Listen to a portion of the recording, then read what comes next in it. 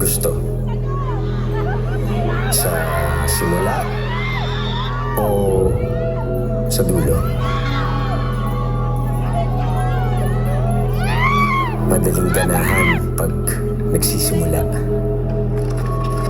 At masaya din magdiwang pag alam mong patapos ka na.